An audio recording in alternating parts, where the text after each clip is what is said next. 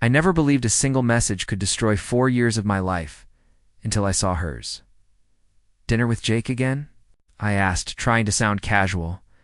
Ava didn't look up from her phone. "Yeah. He wanted to talk about that marketing pitch. You know how he gets nervous before big meetings?" I forced a smile. "You've been seeing a lot of him lately."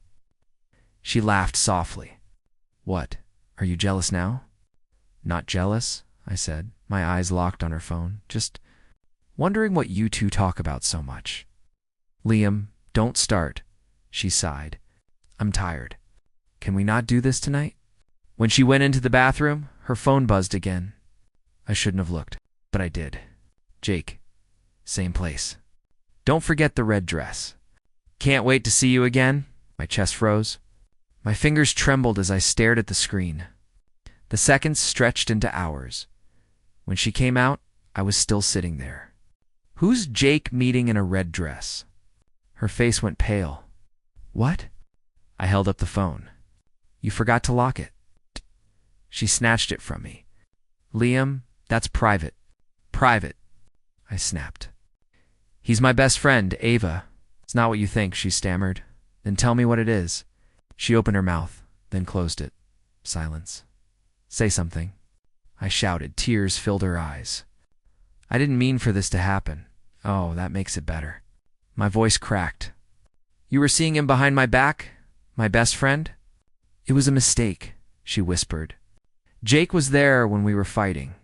It just happened. It just happened." I repeated, "For years, Ava, for years, and that's all it takes to throw it away?" She cried harder. "I didn't plan it. I swear I didn't. He understands me in ways you never did." Those words hit harder than any slap. "Understands you?" I whispered. "I gave up everything to build this life with you." She looked away. "Liam, please, don't make this ugly." "Too late," I said, voice shaking. "It's already ugly." I grabbed my jacket and walked out before I could break. The rain outside hit like needles against my skin.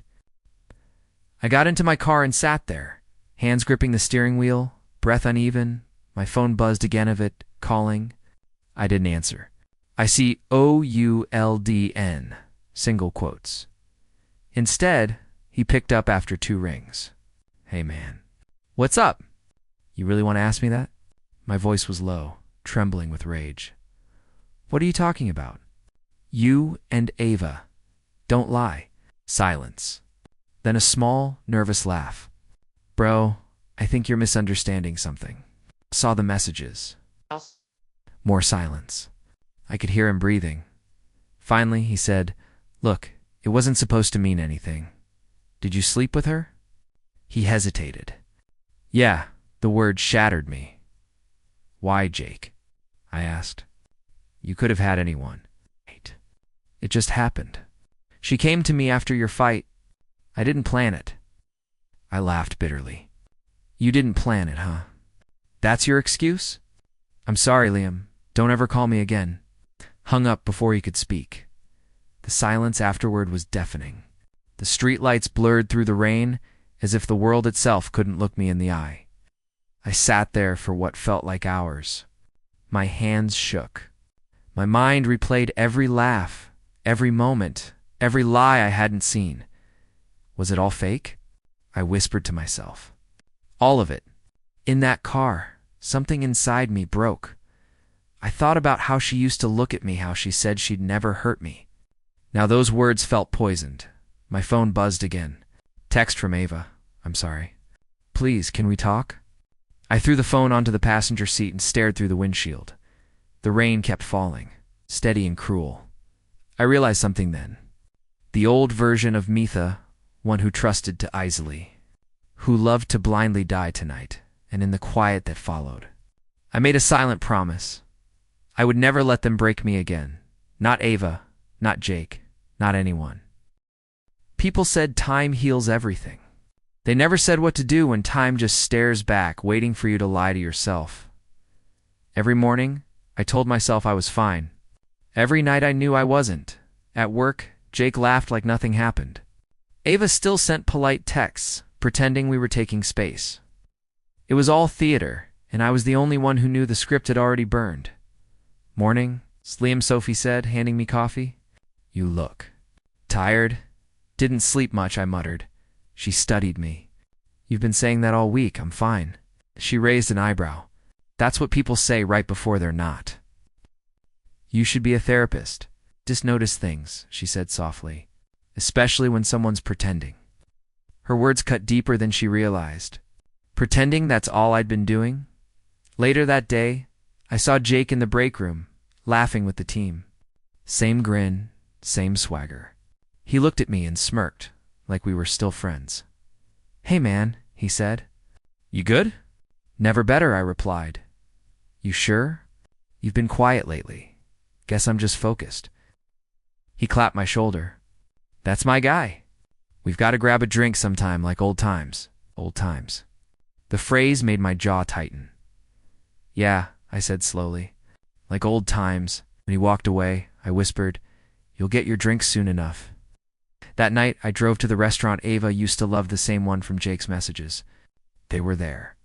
Her in the red dress, him in his favorite gray suit, laughing, touching hands across the table like they hadn't destroyed me. I parked across the street. Watching through the rain streaked glass, I should have looked away, but I couldn't. The next day I started keeping records. Screenshots, audio notes, phone logs. Every lie had a trail. I was just following it now. At work, Sophie caught me staring at my screen, lost in thought. "Are you okay?" she asked again. "Do you ever look at someone and realize you never really knew them?" I said quietly. She frowned.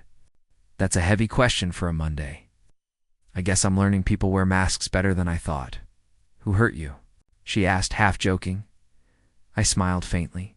"You wouldn't believe me if I told you. Try me." I thought I had 2 people I could trust. Turns out they only needed me to make their story look perfect. She said nothing for a while. "Then, you're not going to stay quiet forever, are you?" "No," I said. "Not forever." By Friday, I had everything I needed. Texts, calls, photos, enough truth to tear their masks apart. But part of me wondered if exposing them would make me feel better or emptier. That question haunted me until the company's quarterly meeting.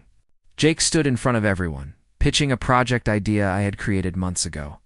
Ava sat in the audience beside investors, smiling proudly. I felt something snap inside me when he said, "This idea came to me one night after hours of brainstorming." I stood up. "Really, Jake?" I said loudly. "After hours of brainstorming? Or after hours with my girlfriend?" The room fell silent. Jake froze. "What the hell are you talking about, man?"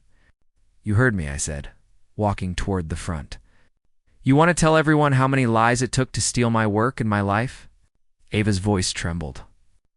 "Liam, stop this." "No," I said. "You stop pretending." She stood. "You're humiliating yourself." "Humiliation requires shame," I said. "And I lost that the night I caught you both lying to my face." Jake's voice rose. "This isn't the place then. Where is the place, Jake?"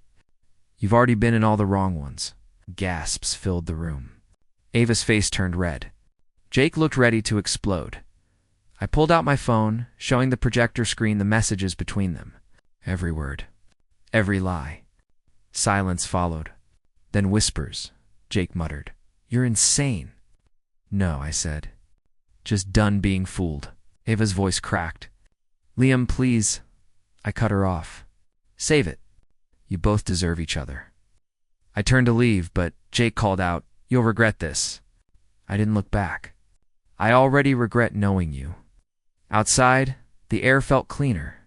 The sun was setting, painting the city gold. For the first time in weeks, I could breathe.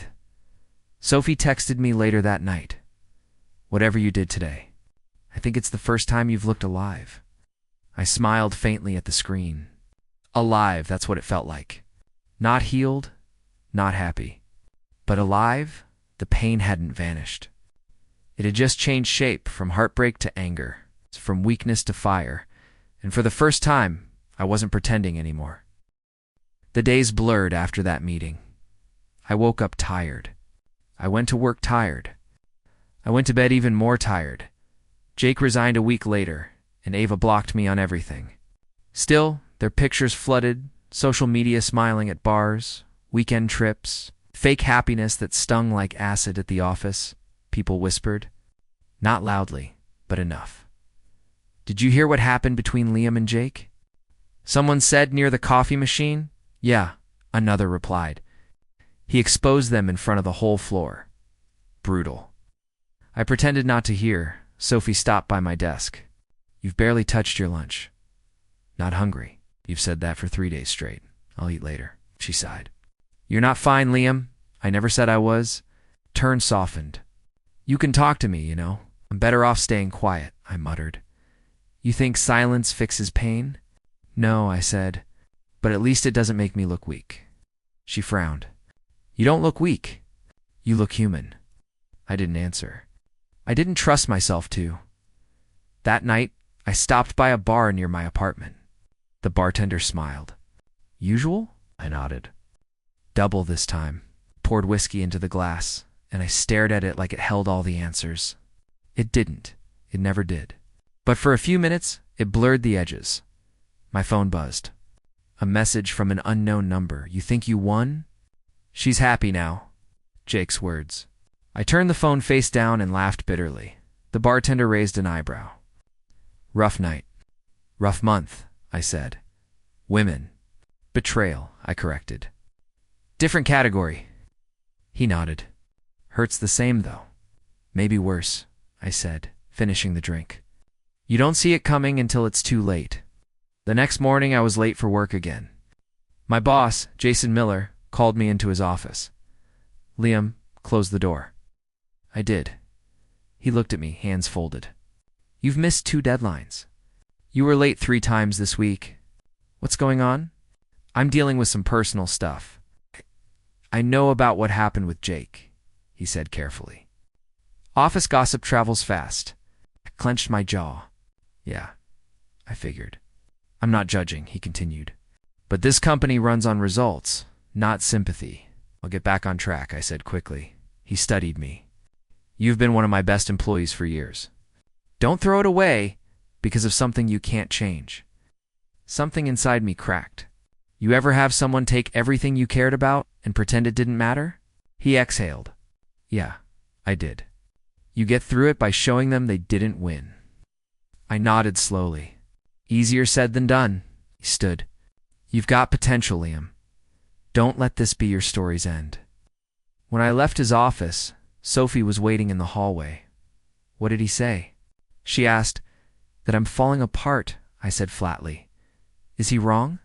Maybe not, I admitted. She reached out, touching my arm lightly. You don't have to drown just because they did. I stepped back. Don't, Sophie. Don't try to fix me. I'm not trying to fix you, she said quietly.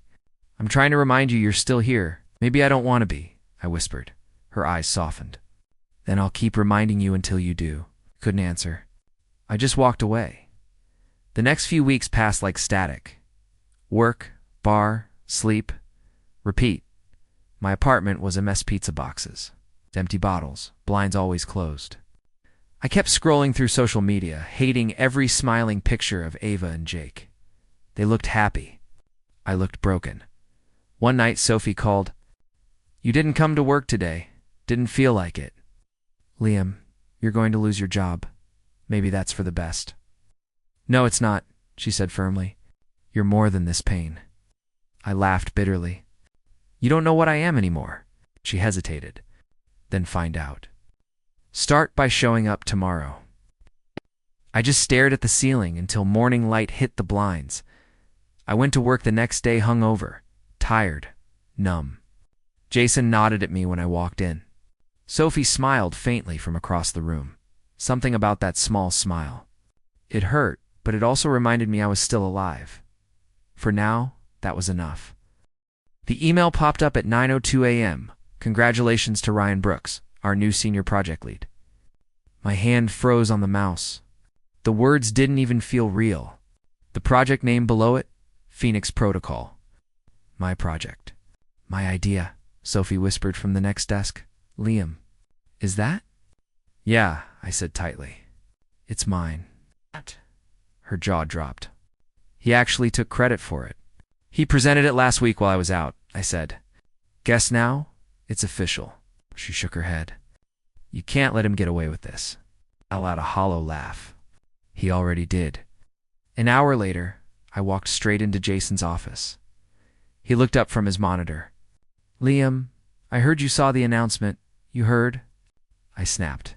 Jason, that project was mine. I pitched it 3 months ago. I know, he said slowly. But you didn't file the ownership documents? Ryan did. So he wins because of paperwork. Jason sighed. Because of timing.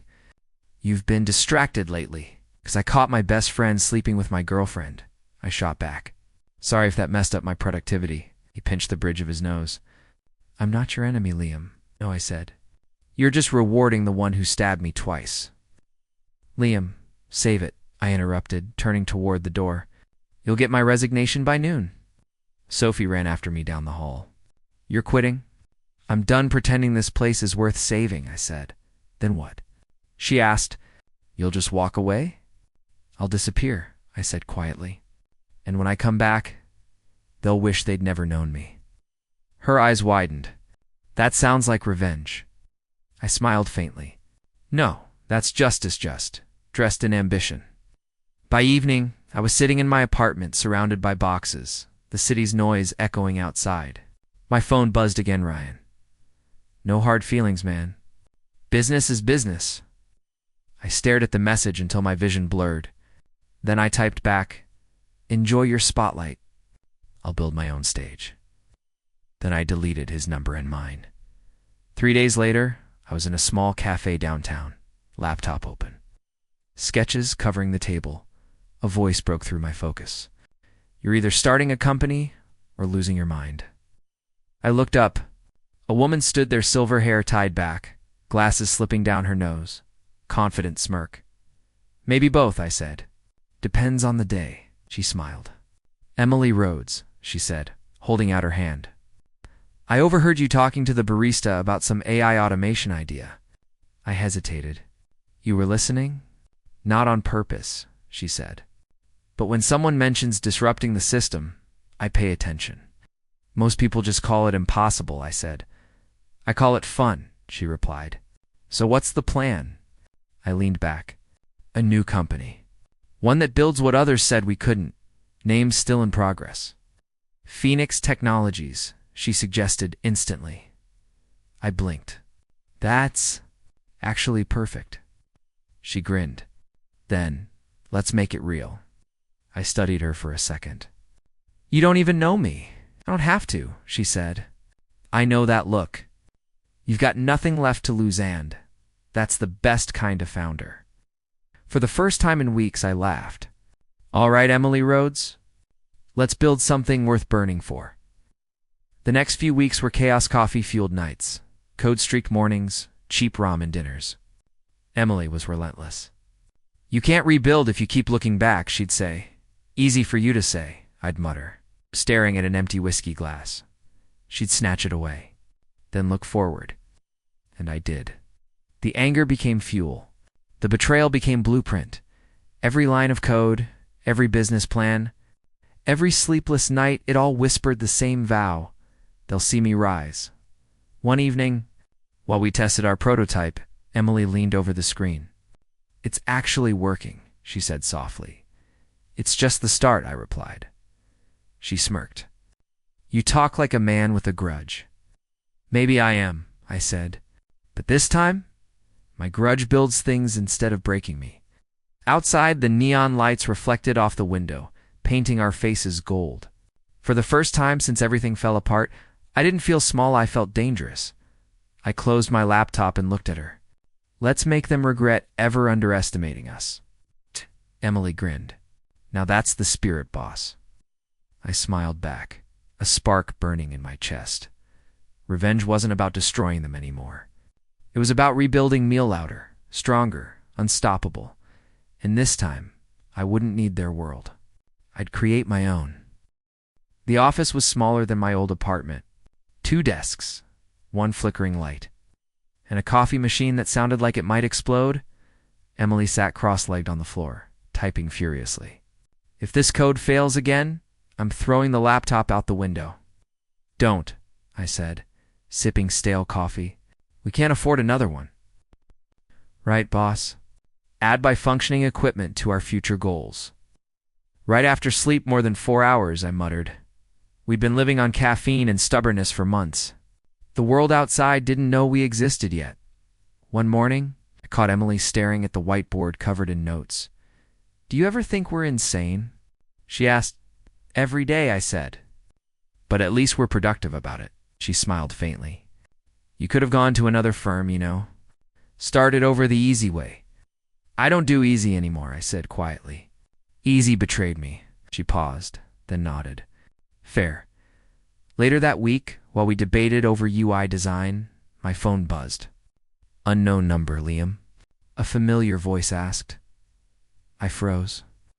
Sophie. Yeah, she said. I heard you started something new. Word travels fast. Ryan works with one of our clients, she said carefully. Your company's name came up in the meeting. My stomach twisted. And he didn't take it well, she said. Which means you're doing something right. I couldn't help smiling. Thanks for the update. Can I stop by sometime? She asked. Maybe I can help. Sure, I said after a pause. But no sympathy. Only ideas. She laughed. Deal. Sophie visited that Friday, carrying 2 coffees and a look that said she'd seen ghosts. This place is smaller than I imagined, she said carefully. It's not the size, Emily replied, grinning. It's the chaos inside that counts.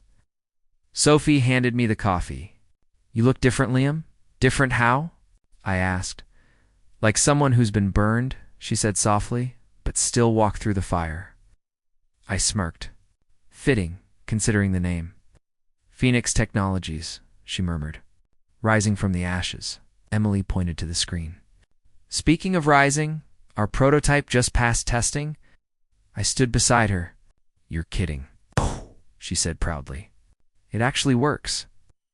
I stared at the code running perfectly for the first time. My chest tightened, disbelief, everything all at once. Sophie smiled. You did it.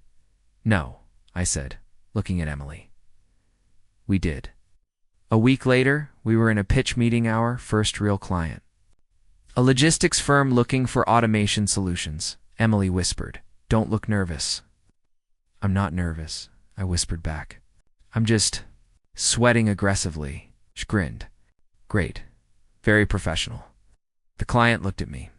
So, what makes your system different? I met his eyes. Because it was built by failure, I said simply. By people who know what losing everything feels like canned, who refuse to let it happen again. There was silence for a moment. Then the client nodded slowly. I like that. When we walked out, Emily punched my arm. That line was gold. I was just being honest, I said. Keep being honest like that. And we might actually survive, she laughed. 2 days later, an email arrived. Subject, contract approval, Phoenix Technologies. I read it 3 times before whispering, we got it. You're kidding. I spun my chair toward her. We actually got it, she screamed, grabbed my hand, and we danced around the room like lunatics. The coffee machine even joined in, sputtering like fireworks. Sophie clapped. You two are insane. Maybe, I said, breathless. But we're officially insane with funding. That night, I stood outside the office alone. The neon sign flickered softly. Phoenix Technologies. For the first time in months, the air didn't feel heavy. Emily called from inside. You coming back in, Carter? In a sec, I said. She leaned against the doorframe. You're thinking about them again, aren't you? Maybe, I admitted, but not the same way. Good, she said. They don't deserve rent-free space in your head. I smiled faintly. They won't get it. Not anymore. The city buzzed below, east honking cars, flashing lights, people chasing something they might never find, but I had mine. A new purpose. A rebuilt soul? Sophie's voice echoed from inside. Liam, you're buying dinner tonight? Fine, I said, grinning. Just don't pick somewhere expensive. Emily laughed. Too late. Success deserves celebration. I looked back at the glowing sign one last time. Phoenix Technologies wasn't just a company. It was proof that I could rise again, and for the first time, I actually believed it. The rain hadn't stopped all day. I was packing up at the office when the front door creaked open. Liam. That voice. I froze, Clara. She stood there in a soaked trench coat, mascara smudged, clutching her purse like it was the only thing keeping her upright. I swallowed hard. You shouldn't be here. I know, she whispered, but I didn't know where else to go. Could have tried Ryan, I said flatly. Her eyes filled instantly. He's gone. He cheated on me. I let out a quiet, humorless laugh. Karma's fast these days. Please don't, she said, voice breaking. I deserve it, I know. But don't make it harder. I turned back to my desk. What do you want, Clara? She hesitated. You? I looked up sharply. You lost that right a long time ago. I miss who we were, she whispered. The way you looked at me. Like I mattered. You did matter, I said. Until you made sure you didn't, she stepped closer. You don't understand, Liam. I thought I wanted more. Ryan made me feel... Don't, I cut in. Don't tell me how he made you feel. I know how it felt for me. Tears spilled down her cheeks. I hate myself for what I did. I crossed my arms. Good. That means you finally feel something real. She flinched. You're cruel. No, I said softly. I'm healed. She looked stunned. You don't even sound angry. I was, I said. For a long time, but anger's heavy. I had to drop it to move forward. She shook her head. You sound different. I am, I replied. You broke me, Clara. But in the process, you built something else, something stronger. She took a shaky breath. I saw your company online. Phoenix Technologies. Yeah, I said. Fitting name, right? You're really doing it, she whispered. You actually made it. I met her eyes. Without you? Without him, she nodded slowly, tears still falling. He used me, Liam, just like he used your ideas. I thought I mattered to him, but I was just convenient. No. You know how I felt, I said quietly. She stepped closer, trembling. Can we ever be? Anything again? I studied her face, the same face that once made my world collapse. Now, all I felt was distance. No, I said finally, but I hope you find peace. Her lips quivered. So that's it? That's it. She started crying harder, covering her mouth to muffle the sound. I didn't move. Not this time. She wiped her eyes, whispered, I ruined everything, and turned toward the door. At the threshold, she looked back once. You were the best thing that ever happened to me.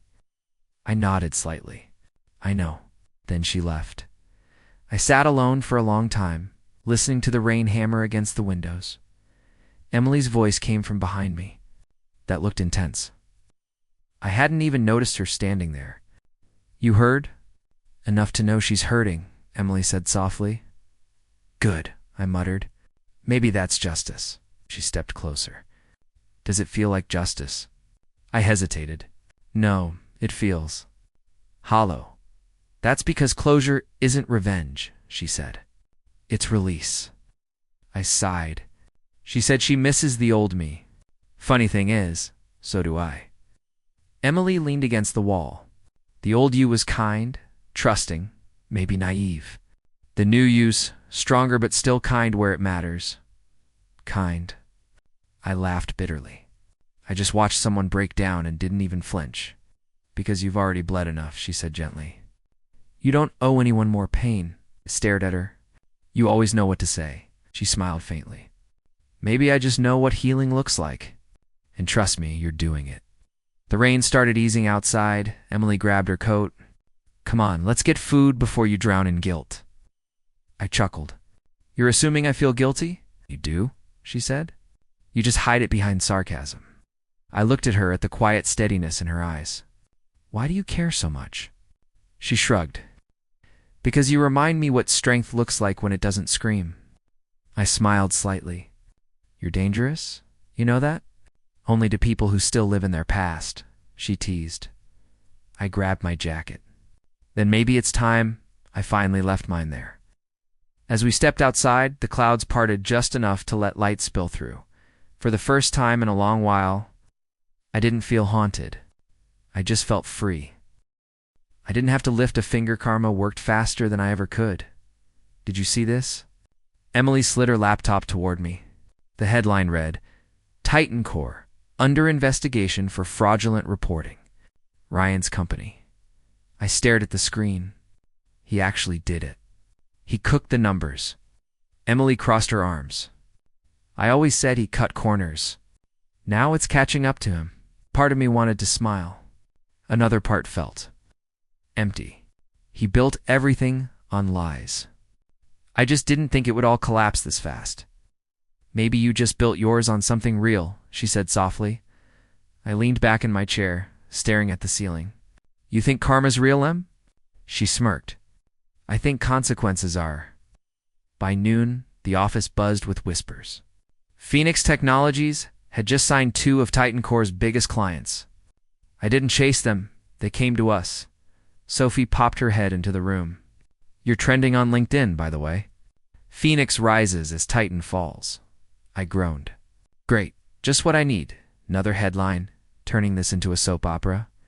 Hey, she teased, you're the hero this time. People love a comeback story. But heroes didn't feel like this, numb, detached. Watching someone drown and not reaching out. Later that week, I attended a tech conference in Chicago. I wasn't expecting to see him there. I heard his voice before I saw him. Ethan. I turned. Ryan stood by the coffee table, thinner, pale, his tie slightly crooked. His eyes had the look of a man who hadn't slept in weeks. Didn't think you'd show up? Said flatly. He tried to laugh. Had to? Can't hide forever, right? Guess not. I sipped my coffee, giving him nothing. He shoved his hands into his pockets. I heard about Phoenix. You really did it, huh? I did. I said simply. Congrats, man. His smile twitched. You always had that drive. I just took the wrong shortcut, I said quietly. You did? Silence hung heavy between us. Around us, people laughed, networked, exchanged cards. We stood like ghosts from another life. He broke the silence. For what it's worth, I never meant to screw you over that bad. I let out a dry laugh. You stole my idea, my work, and my girlfriend. Which part wasn't that bad? He winced. Okay, fair. But I paid for it, man. Clara left. Investors bailed. I don't. I cut him off. Don't make this about pain. You knew what you were doing. He nodded slowly. Yeah, I did. And I regret it. The words should have felt satisfying. Instead, they sounded like air escaping a punctured balloon, empty and meaningless. I stared at him for a long time before saying, you know what's funny? I used to dream about this moment. You falling apart? Me standing tall? Thought it would fix everything, and he asked quietly. It doesn't. He exhaled shakily. Guess that makes 2 of us. I turned to leave, but he called after me. Ethan. I looked back. He hesitated. You were always the better man. I just never had the guts to admit it. For a split second, I saw the old Ryan, the one I once called a brother. Then he was gone again, replaced by the hollow version in front of me. I walked away without another word. Back at my booth, Emily noticed the look on my face. You saw him, didn't you? Yeah, I murmured. He's done. Do you feel better? She asked. I thought for a moment. No, just lighter, like I finally set something down. She smiled faintly. Maybe that's what real revenge feels like, not burning someone else down, but walking away from the ashes. I looked out the window of the convention hall, watching the city lights blur against the glass. Maybe, I said. Or maybe it's realizing I never needed revenge at all. She nudged my arm. Still, it's poetic, isn't it? Phoenix rising, Titan falling. I chuckled softly. Yeah, poetic justice, I guess. For the first time in years, I didn't feel anger or pain or even triumph. Just peace. The kind that comes when you stop waiting for closure and start creating your own.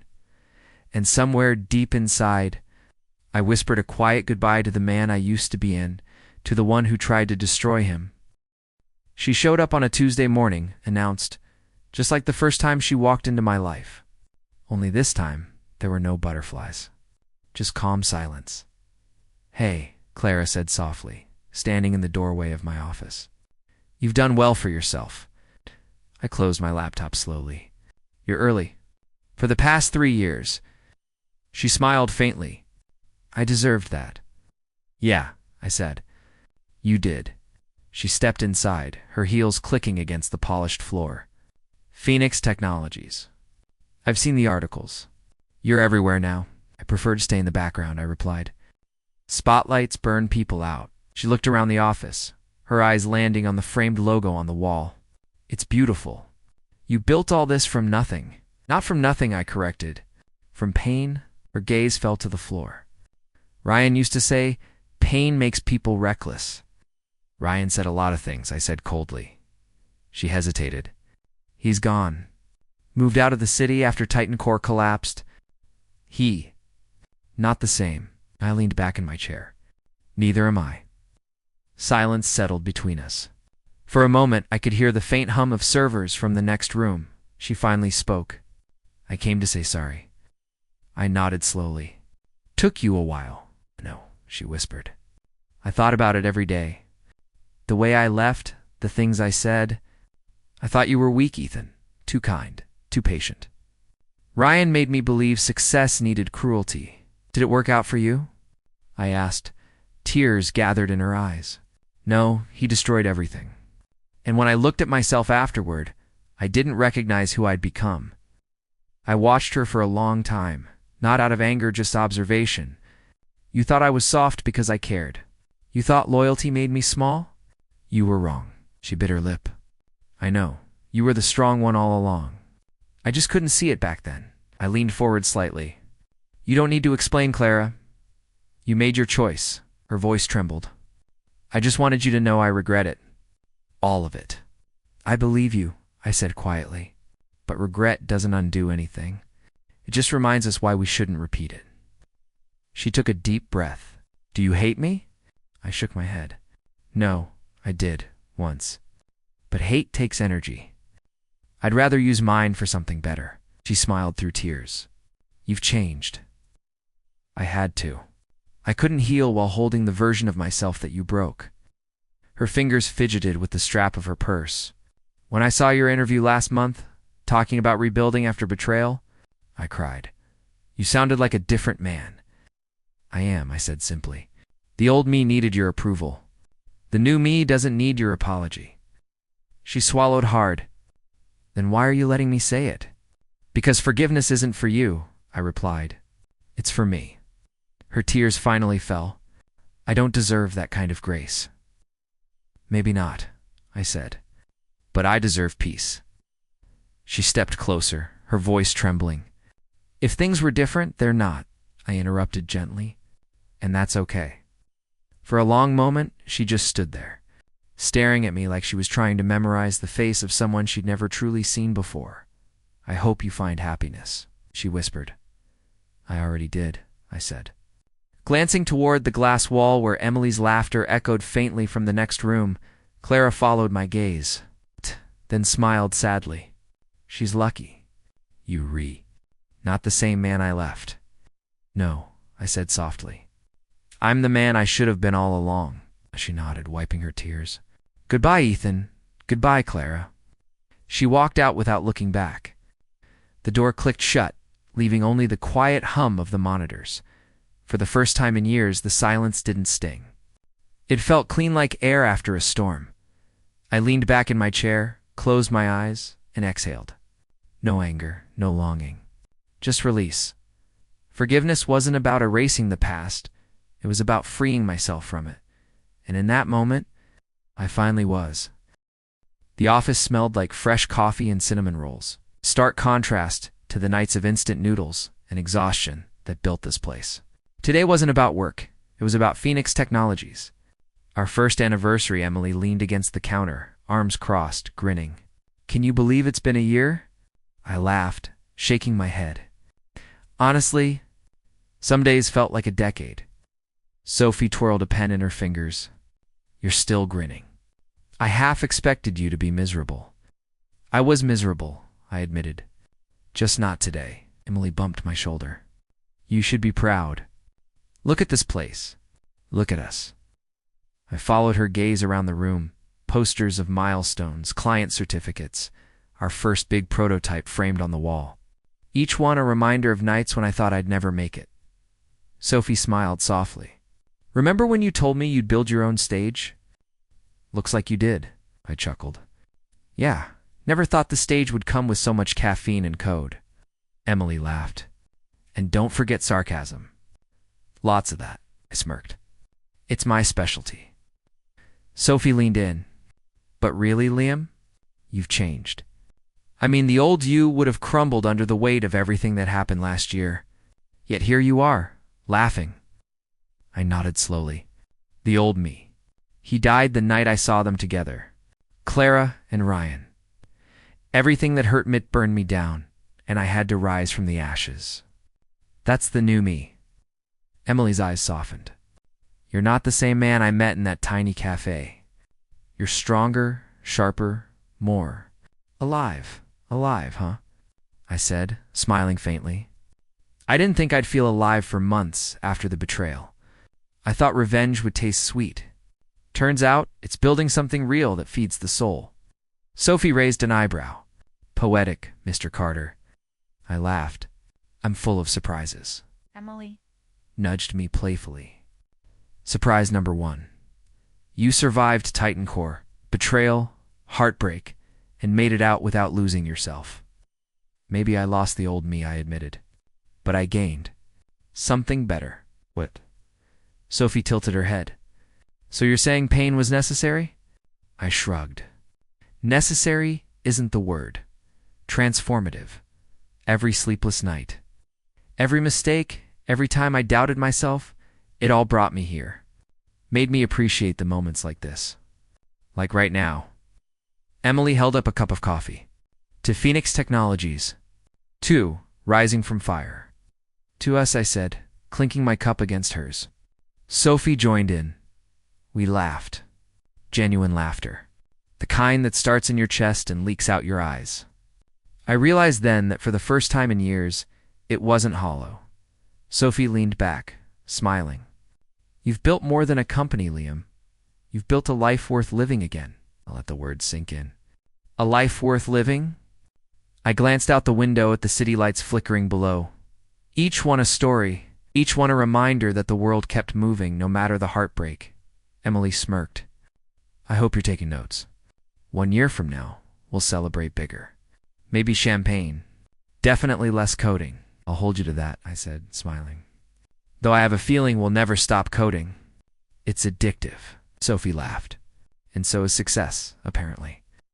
I nodded slowly, feeling a quiet pride settle in my chest. The old rage, the despair, the nights alone, they all shaped me. Honed me into someone capable of facing the world without fear. You're different, Emily whispered. And I think the best part is you're happy being you. I looked at her, then at Sophie, then around at the office, and realized she was right. I didn't need validation from anyone who hurt me. I didn't need revenge to taste sweet. I didn't even need their apologies. I had created something stronger than all of that. For the first time, I allowed myself to feel the full weight of peace. The phoenix had truly risen. Sophie smirked. So, Mr. Carter, are we celebrating with a proper lunch now? Or do you insist on coding? I laughed. Lunch. Definitely lunch. And for the first time in years, I let myself just be. Laughing, free, whole. The fire that once consumed me, become the light guiding me forward. I had survived betrayal, heartbreak, and loss, not unscathed, but unbroken, The new me was born from fire, and this time nothing could touch me. The stage was brighter than I expected, spotlights cutting through the darkness of the conference hall, eyes staring at me, waiting. My hands were steady, though my heart thumped like a drum. "Good morning," I began, voice carrying over the quiet murmur. "I'm Liam Carter, founder of Phoenix Technologies. And today, I want to tell you something very personal." A hand clapped somewhere near the back. Emily's smile caught my eye. She nodded, encouraging calm. "I lost everything once," I continued. "My job, my trust, my relationship, my self-respect, and I believed the world had ended." A few heads nodded. Some scribbled notes. I inhaled slowly. But here's the thing. Losing everything. Sometimes that's the only way to find yourself. A murmur of agreement floated through the audience. "I had people betray me," I said, letting the words land. "People I trusted, people I loved, and yes, it hurt. It crushed me. I wondered if I'd ever recover, letting silence do some of the work. Then I realized something. Survival isn't about revenge. It's not about shame. It's about building something real, something that lasts. Something you can be proud of, even when the world seems determined to tear you down." I glanced at Emily again. She gave me a small thumbs up. That little gesture reminded me why I was standing here, why I'd spent months building Phoenix Technologies from the ground up. "I started over," I said, feeling the words warm me, not quietly, not passively. I chose action. I chose creation over destruction. And slowly, step by step, I rebuilt myself. Someone in the crowd called, "How did you keep going?" I smiled faintly, because the alternative, giving up, was never an option. It's because I had people who believed in me. People like Emily and Sophie. Silent strength is often louder than you think. Heads nodded again. Phones recording, pens scribbling. "I won't sugarcoat it," I said. "There were nights I cried alone, nights I thought I'd never recover. But every tear, every sleepless night, every mistake shaped me, made me stronger, smarter, and more alive." A young man in the front raised his hand. "Did it feel like revenge when they failed?" I shook my head. "No, revenge is empty. Watching karma unfold isn't satisfaction. Real strength comes from rising without needing others to fall. It comes from reclaiming yourself." I looked out at the crowd. Sometimes losing everything's the only way to find what truly matters. Your own resilience, your own voice, your own fire. Emily's eyes shone. She whispered something I couldn't hear, but I felt it. Pride, respect, understanding. A woman at the back called out, "So, you forgive them?" I exhaled. Forgiveness isn't for them, it's for me. It frees me from carrying the weight of their mistakes and my own anger. And when you forgive for yourself, not for anyone else, you finally rise. I paused, letting that sink in. The room was quiet, the kind of quiet that hums with attention. Phoenix Technologies is proof that rebuilding is possible. I said, my voice firmer now. Not just for me, but for anyone who's faced betrayal, loss, or heartbreak. You can rise from the ashes if you choose to. Someone clapped, then another. Soon, the room erupted in applause. I didn't look for Ryan, didn't think about Clara. I only saw Emily's face, smiling proudly, and Sophie, clapping quietly in the corner. I felt my chest tighten, not with anger, not with pain, but with relief and accomplishment. Every sleepless night, every tear, every setback had led to this moment. The applause faded. I stepped back, bowing slightly. "Thank you." Remember, sometimes losing everything is the only way to find yourself. I walked off the stage, breathing in the hum of energy, the buzz of connection, the quiet pride of having survived. Backstage, Emily wrapped me in a quick hug. "You did it," she said softly. "We did it," I corrected, smiling. "I didn't rise alone." Sophie clapped me on the shoulder. "The Phoenix has truly risen." I laughed lightly, feeling lighter than I had in years. The fire that once consumed me had become light, guiding me forward. And for the first time, I knew I hadn't just survived. I had risen strong.